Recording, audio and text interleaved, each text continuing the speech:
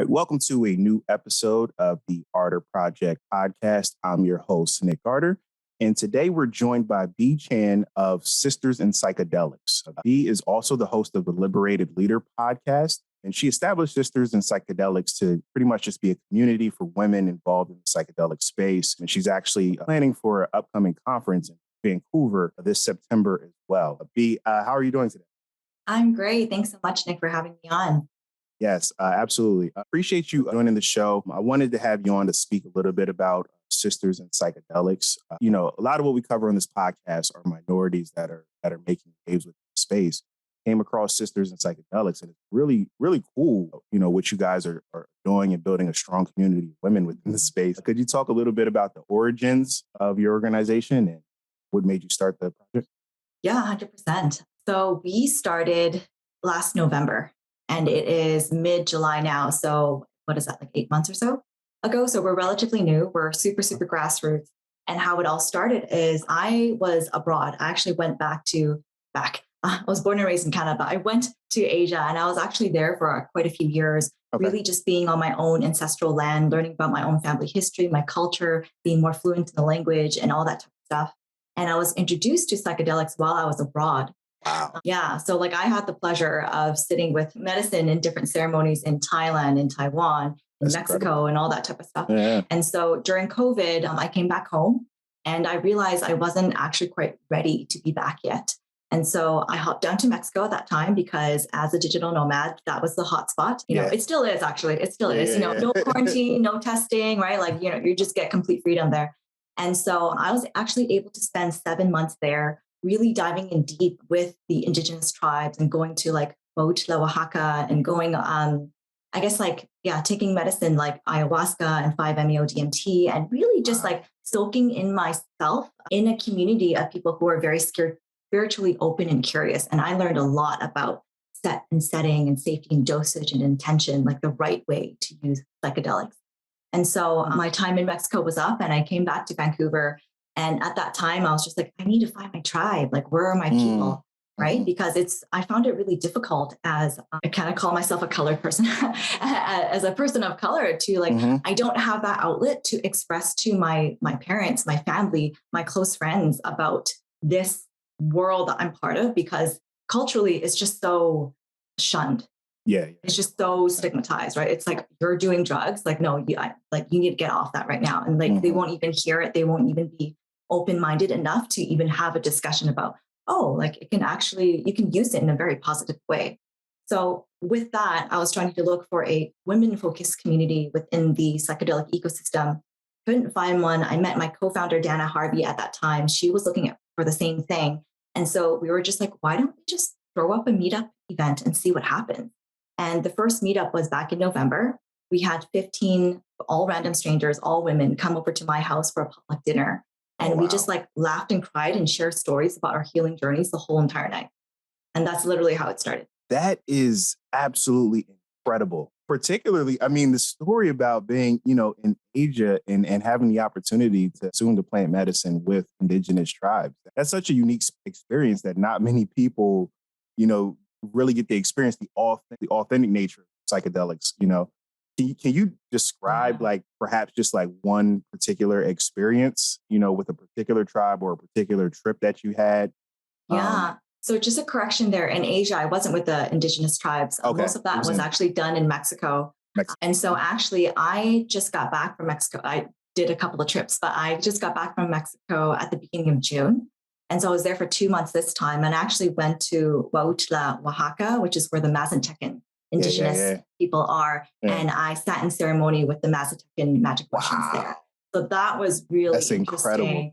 Yeah, it was like a journey in itself, just going from Mexico City to Huautla, which is it's like a mountain town village. That's where Maria Sabina is from, right? Exactly. Wow, yeah. I got to go to her house. I got to see the museum that was there. I guess the ceremonial space that we were at was actually, the base of it was Maria Sabina's museum, her house. And we had to hike up the mountain to get to that ceremonial space. So it was really cool. Wow. Yeah. Can you describe one of your experiences there in particular? How was the ceremony? And it was good. I honestly, I never really know what to expect, so I try not to. What would you like to know? You want to know about my experiences, or like how the Mistra was able to, guide us through things, or like which part of combination of both. Just pretty much how it was set up. Like, what did you notice about, an indigenous ceremony that was particularly cool and unique that you think you might not get that experience elsewhere? And also your own personal journey. Yeah, great questions. There were a couple of aspects of the ceremony that I really, really enjoyed. And one of them was actually the day before the ceremony, or like the morning of the ceremony. What we did was we actually drove out to one of the waterfalls that was in a very secret part of the land. And we just made contact with it, and we just like washed ourselves in the water and really just like soaked in that natural energy. And then later that day, when we made the trip up the mountain, we had a stopping point halfway through. And it wasn't a long hike. It was like a 20-minute hike, but I'm not a hiker. So it felt like I was scaling mountains there. And so halfway through, we actually stopped, and we were able to come to this very kind of hidden like viewpoint and overlooking the whole entire mountain and like the other side of it as well. And you can just feel the wind blowing at you and nature just kind of washing itself on your skin. And we saw a lot of spirit of the mountain. And what they mean by that is like a lot of eagles. So that's the spirit that they encapsulate. And so it's actually known for eagles. I think they're the animal that represents them is actually bald eagles. And so we saw a lot of that, and it was breathtaking. And I can't quite pinpoint what had happened, but the minute that I arrived there, I literally just started like crying. And it's like nothing triggered me, like there was nothing that happened that was like, oh yeah, this was the reason why. But I think just feeling that swell of energy, like going past me or through me, just like brought up something. Yeah. And at the very start of the ceremony, the Mistra was, I've never had this before, but I wish I would have it in every single ceremony that I'm in. But essentially, we all lit a candle at the very beginning that is our own, and it burned through the whole entire ceremony. And that basically represented purifying you. So by the end, once it's burned everything out, like you're renewed again, you're refreshed. Yeah. Wow. That's awesome. We also have to talk, B, just about at some point, I'll discuss it later, but Michael Pollan's, the documentary was just released on Netflix, the How to Change Your Mind. And in the documentary, he speaks about, the different rituals and different aspects of the indigenous ceremonies that, as Western medicine legalizes substances and they go through clinical trials, we're going to have to adopt some of the practices. Even if, like, I think the common person like sees those types of things like lighting candles, having an elder, and they don't quite understand it. But, as time progresses, we're going to see the significance of these sort of practices. Is that episode 2? No, it's actually the 4th episode. Okay, I'm not there yet. Okay.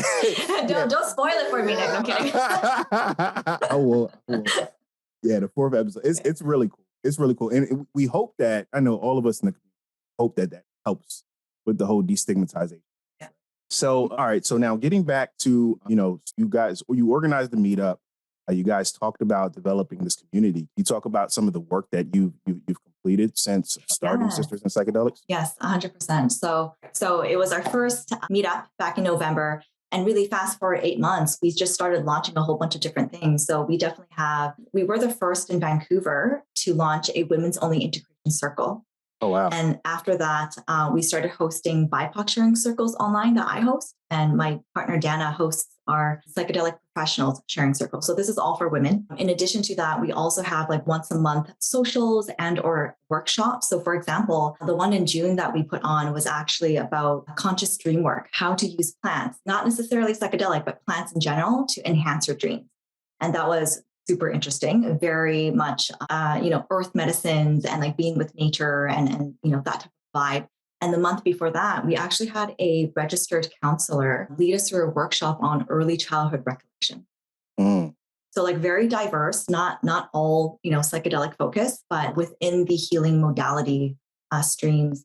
And I think it's really funny, but I've gotten a handful of questions along the lines of, oh, so what do you guys do together? Do you all get together and like you take psychedelics? Like, no.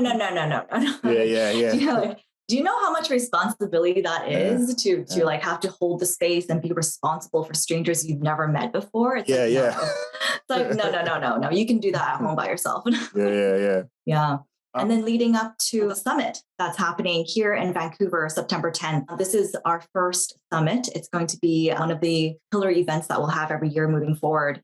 And we had just finalized the speakers and the agenda for the day. So we're really excited about that. So yeah, where do I start? So it is a gender inclusive event. So all genders are welcome. And it's a day of celebration. It's a day of spotlighting specifically local talent. So our Canadians, our Vancouverites that are doing amazing, amazing things in the psychedelic space that may not have the recognition that they deserve, and really just like shining a light on them and giving them a platform to share what they've learned and to, spread the wisdom to other people. That sounds incredible. That sounds really, really cool. Just so much there. And it's in Canada. Vancouver is a little different from the US Yes. or Canada's a little different from the US in terms of laws pertaining to psychedelics.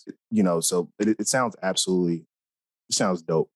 Yeah. I will add that it is physically taking place in Vancouver, BC, Canada. However, we have free live stream tickets for everyone else around the world to join in, witness, and enjoy as well. So I'll make sure to send that link over to you. Perfect. Thank you. And so my next question was just going to be about, with a woman-focused organization, can you describe a little bit with whether it's consuming psychedelics or just being in the space, how, what the Taylor experience or some certain experiences consuming psychedelics that might be unique for women?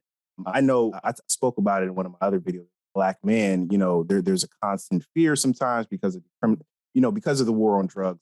You don't necessarily want to be vulnerable and, consuming these substances around strangers. And I'm sure, there's kind of a parallel also for the woman's experience in psychedelics. Can you speak a little bit about that?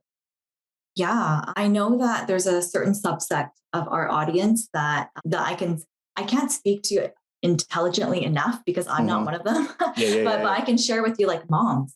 Mm-hmm. We also have a mom's sharing circle that we're starting this month, every month. But essentially, like moms are actually the highest percentage of people that are on antidepressants and SSRIs. Like there's a lot of postpartum things that people deal with after giving birth.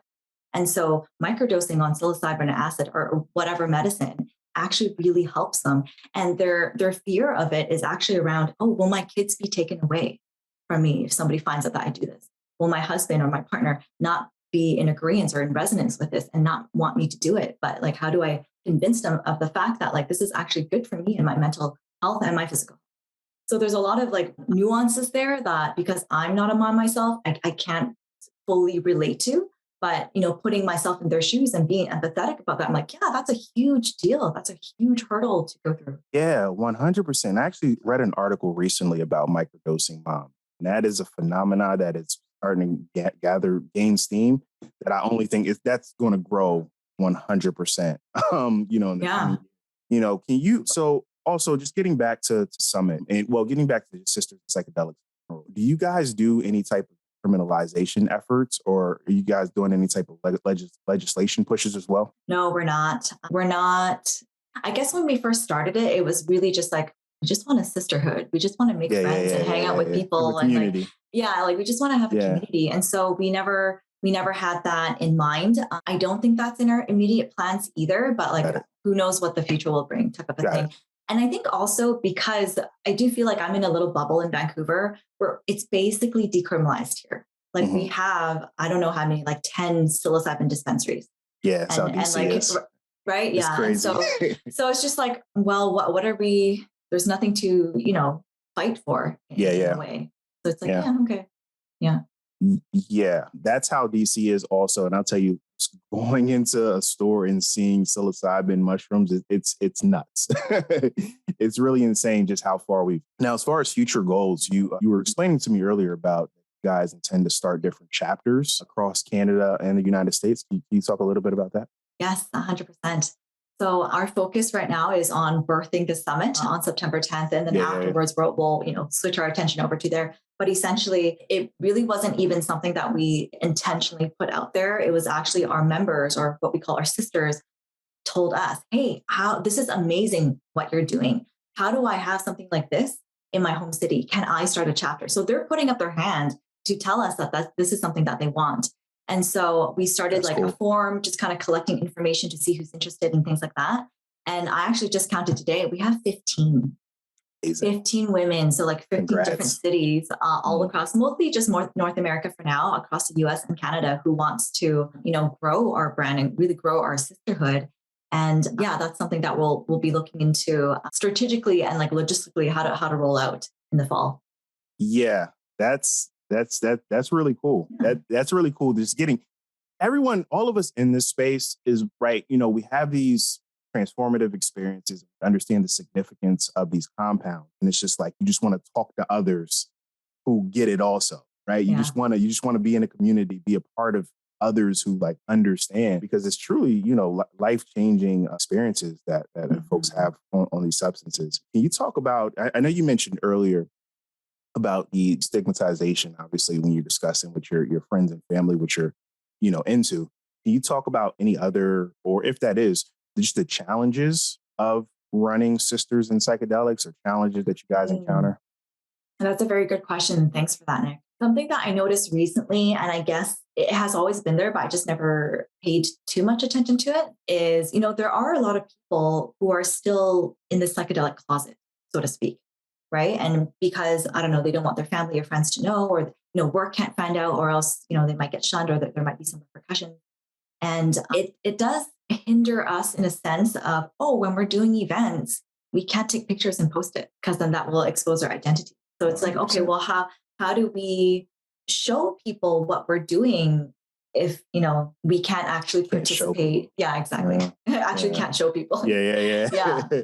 Yeah. So that's been a little bit of a okay thing, but I'm sure there's workarounds. It's not something that we're super worried about at this point. Another thing that we're handling right now is trying to feel into who are we for, and like, are we being exclusive? How do we become more inclusive type of a thing? So I don't know how well versed you are in this space, but I'm still learning myself about, women and females and female identifying people, and also like non-binaries, and, and like all that. And it's like, well, I don't want to exclude, but also I don't know, like my own relationship with these concepts and terms, I have to first figure out first, I think, before we start to identify, well, who is the sisterhood for, and who are our sisters? Yeah, all Interesting. that stuff. Yeah, that makes sense. And, it's a new space for all of us. Like, we're all trying to, I think I would say even like the veterans, for how just like, the potential revolutionary nature of psychedelics, everybody's new, I would say. Like, we're all just figuring it out. We're all writing the rules currently. Yes, agreed. That's 100% true. Would you say that, we spoke earlier about your own individual psychedelic experiences and then the transition to running your organization? How would you say that, your personal psychedelic experiences or journey has helped you, or, hindered you, or, whether it's just productivity or the way you think? How is that, what's the relationship between the two? Has psychedelics helped you be a better businesswoman? Yes. I don't think anyone would say no to that. Yeah. I mean, I definitely use it intentionally in terms of like personal development. I'm definitely like a personal development junkie. And so really just breaking old patterns that are no longer serving me, right? And recognizing that, hey, like, why do I react to this trigger in a certain way? And really diving in deep and really just having moments of introspection and journaling things out to be like, oh, well, I can actually trace it back to a childhood memory. Or like, oh, I noticed that last week I got upset at whatever XYZ, and actually recognizing that, hey, there's a pattern to this. Yeah, that there's a pattern to this, and like, okay, well, next time I want to react like this. And so really just tracking and just being more self-aware. I think that's what it is. More self-aware, more empathy, more love, more patience to whoever that you're interacting. Yeah, 100%. It evolves you, right? And it opens you up to opens your heart to be able to just connect with others on a more deep level. Bea, your story's so cool. Like, I want to go back to how you were like traveling the world. That's like a dream. Like, well, when you were telling me about hustles, 99 hustles, yeah. I'm just like, yeah, I live that life.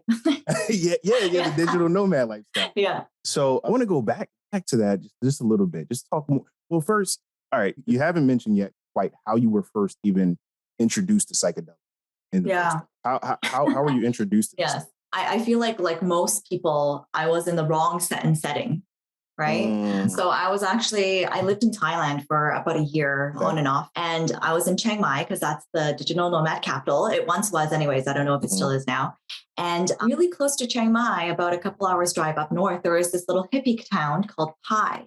I don't know if you heard of it before. Mm-mm. No, okay. No. So Pi, it's like a tiny little hippie town. And Pi is known for magic mushroom shakes. And so, yes. Wow. Yeah, right. Like in a Southeast Asian country that is like pretty strict about their rules and stuff like that. And they still have a military and a kingdom and all that. Anywho, so I went with my friends. I'm like, oh, I really want to try this because like my other friends were telling me about it. And so I did. And all I felt was like a little bit buzzed, like relaxed, like I'm a little bit high on cannabis or something like that. And so I'm like, man, that wasn't the experience that, I wanted or like that my friends told me about. And the next time I did it, I was actually still in Thailand, down in Koh Phangan, one of the islands. And they are also known for magic mushrooms. There's actual bars and stuff. There's one very famous one called Amsterdam Bar, amazing view, but they also serve mushroom shakes. And so at this point, I'm just like, I don't think mushroom shakes are going to do it for me. I'm going to have to, I'm going to have to try it a different way. And so I was able to secure dried mushrooms. It was like literally like this amount, as much as my hand. Oh, wow. I ate the whole thing. Oh, wow. And I still didn't really feel anything. It was just like, I don't know if this is working. And so I was at a mansion party at that time and there were other things that you can try there. And so I just started mixing different things with my mushroom cocktail. And finally I felt what everybody was talking about. But I had realized at that time, just like, I'm not with people that I know and trust or feel that safe with. Like I feel safe enough, but like I don't have a deep bond with them enough to be doing this. And the fact that it just wasn't, the way that I use it now is a lot more like intentional because I know better. Right. Back then everybody just tries it and it's like, oh, so this is what it's like. And it's like, you're in a party setting or like you're doing it recreationally, which there's nothing wrong with that. Right. You can definitely do it that way once in a while. But for me, it just feels like, hey, if I'm going to invest like 6 or 8 or 10 hours doing this medicine, I better get something out of it. True. And so now it's very much like, cool, I'm in nature, I'm journaling, I'm doing self-care while I'm on it, or like I'm really going in deep and doing like inner child or like shadow work. I like how you're constantly mentioning work that's also needed because there are a lot of people who think, especially they see the hype in the media, they see the Michael Pollan doc, they just think they're going to take a pill and everything, all your problems go away. You even mentioned that with Sisters in Psychedelics, you guys hold integration circles as well. Like, can you speak a little bit about the significance of integration and what that really is? Oh my gosh, yes. Huge. It's huge. So it's probably the most important aspect of using psychedelics, I would say. And so just in case your audience doesn't know, I'll kind of break it down on a higher level and then I'll zoom in into integration. So I would say any psychedelic journey has 3 different stages, right? You got to prepare. So you need to know what your setting is before you can do it and how you're going to do it, what time, who you could be with, all that type of stuff, right?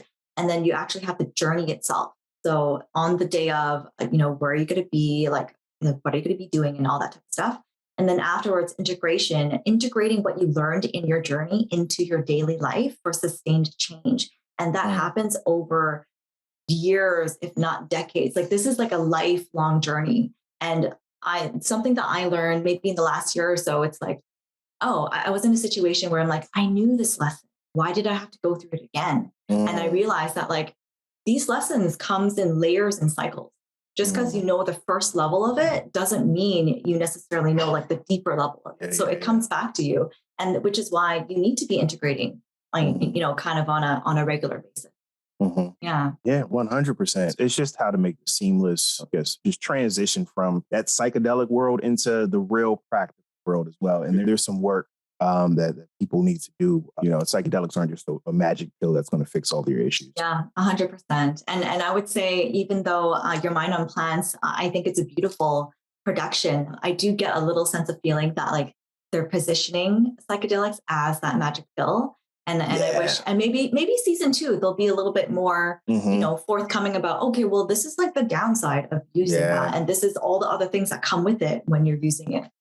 Yeah, there's a lot. And that's why, it's the responsibility for us as, I guess, folks in the media, what you call podcast hosts now, it's our responsibility to cover the good and the bad. I actually just did an article about, I just wrote an article on my blog about spiritual narcissism that can like come from, consuming psychedelics. Like people can consume them and then they start thinking that they're better than other people, or you know, spirituality can, you can turn that good thing into like a bad thing. It can be a Mm. weapon, and there's a lot of, sometimes people assume psychedelics and think they can be a leader of, you're going to change the world and I know God and I'm going to communicate this to you guys. Yeah. So I just say that to say there's a lot of balance required. Mm-hmm. And with all that said, where do you see psychedelics, the industry, within the next 5 years? Do you foresee Wow. legalization? Within the next 5 years, I think in Canada, yes, definitely psilocybin, MDMA are like kind of, the next on the list to be legalized. I think that's doable within the next 5 years. I US, agree. I really don't know. you, I agree. you guys are just like, Yeah, there's yeah, certain yeah. in certain states, yes, in other states, I don't know. Yeah, yeah, Yeah, yeah. You said you guys, or you talking about the United you States? you guys, yeah. You That's guys. funny. Oh, that's funny. Yeah, it's a lot. It's a lot. So one last question that I wanted to just hear your thoughts on, just before we wrap up. Just go back to, you run a female oriented organization. You guys focus a lot on BIPOC and like folks of color in this space. Can you speak a little bit about the significance of that, especially Mm. as someone who's gone, to indigenous culture? You recognize the significance that it has to these cultures. And we're in a space right now where it's almost like corporate interest maybe like starting to get in the way. And Yeah. just overall, you speak about BIPOC involvement in this sector, why it's necessary. 100%. And let me tie that back to a point that we were talking about previously. So I guess like a third point of, I don't want to, not difficulty, like maybe like a challenge in running Sisters in Psychedelics is Mm, actually getting enough representation. mhm, And I think that like enough is very subjective and that looks different to different people. But for example, I would love more Asian sisters in this space, mm, mhm. being loud and proud about what they're doing in Yeah, the yeah. ecosystem, right? That'd be And dope. right. And then also, I think specifically in Vancouver, I don't have the connections. Maybe somebody who's listening to this later on can reach out to me if you do. Like Black people, like where are my Black sisters Hmm. in Yeah, Canada, in Vancouver? Like I would love for them to also step up and yeah. allow us to platform and give them the stage. And of course, our own Indigenous tribes in Canada. And again, the same thing. It's like, where can I connect with these people so we can lift each other up at One the same hundred time. percent. Yeah. Yeah. Yeah. One of the reasons why we're hosting the summit is because, we're looking around at different organizations that are putting on conferences and whatnot. And it like the male to female ratio is like very skewed. Mhm. I don't know if anybody's noticed, but it's super skewed. And so like for us, having this all female lineup of speakers is a way for us to just kind of balance things out a little bit, but also going back to these organizers and letting them know, hey, if you have trouble finding female speakers, Sisters in Psychedelics is the place to go to Mm, help you match you up with a speaker, a female speaker that's appropriate for the talk that you're looking for. that makes And sense. so yeah, definitely trying to connect with more females in underrepresented communities is super top of mind, top of heart for us. Yeah, it's really important. It's some of the work, I try to do also with this podcast. Our biggest challenge for everyone is just getting over the destigmatization. These compounds have just been, they've just been considered and associated with losing your mind and jumping off Yeah. roofs for so many years that it's work. It's real work for all of us to help try to educate people on these compounds, not set over unrealistic expectations, provide balance, educational resources for folks. And I think the more we educate and the more we also share stories, that's why I kind of wanted to go over with you early on, your own personal story. The more people hear other people's stories, the more they want to, it's not as scary. It's really not as scary. Exactly. Exactly. Yeah. And a final point to that is I like in the last year and so that I've been in the psychedelic, I guess, ecosystem or industry, I was trying really hard to find a mentor that I can, look up to, be my sounding board and all that stuff, but somebody that looks like me.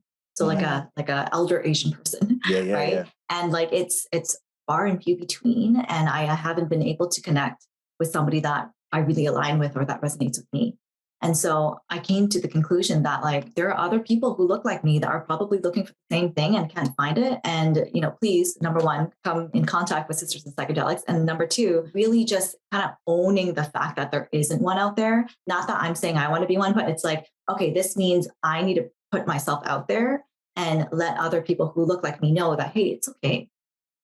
Yeah, that's Yeah. real. That's 100% real. And I know for me as a viewer, as a listener, once I see somebody who looks like me, it did actually for me become less scary. More people I Mm. saw, whether it's folks on YouTube or just in news articles, news stories. B, you've been a great guest. Sisters in Psychedelics is extraordinary, really cool movement and necessary and important movement.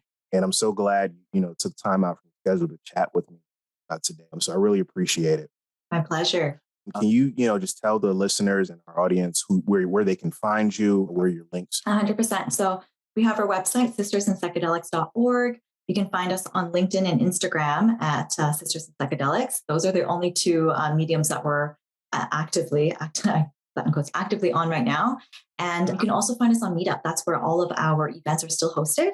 And it's either Sisters in Psychedelics or Vancouver Women in Psychedelics, because that's what we first launched with before we did the Yep. And the events are virtual as well as in person. So, yep. So if you guys want to check out one of the events, you can always join virtually as well. B, like I said, I really appreciate taking the time out. It's been another great episode of the Arter Project. Be sure to check out Sisters in Psychedelics and follow this cool movement. Nick Arter, the Arter Project, signing off.